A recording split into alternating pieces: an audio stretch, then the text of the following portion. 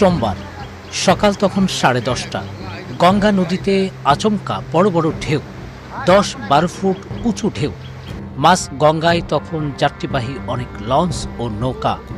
তার মধ্যে একটি স্পিড বোট ঢেউয়ের তোড়ে উল্টে যায়। স্পিড বোটে ছিলেন 4 যুবক। দেখুন কি অবস্থা হয়েছিল তখন।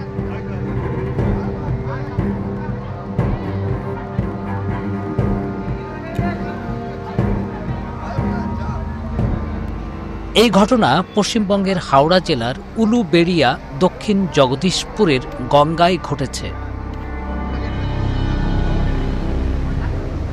4 যুবককে নিয়ে স্পিডবোটটি উল্টে গেলেও ভালো খবর হলো তাদের জীবিত উদ্ধার করা হয়েছে। আশপাশে লঞ্চ ও নৌকা ছিল তখন। তাদের সহায়তায় উদ্ধার করা হয়েছে 4 জনকে। অমাবস্যার ভরা কটালে নদীতে বান আসে। এই বানে হঠাৎ ফুলে ফেঁপে বড় বড় ঢেউ আশ্রে পড়ে নদী কোলে।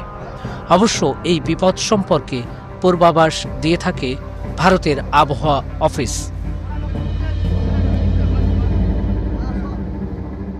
কলকাতা ব্যুরোর পাঠানো তথ্য ও ভিডিও নিয়ে প্রতিবেদন risingbt.com।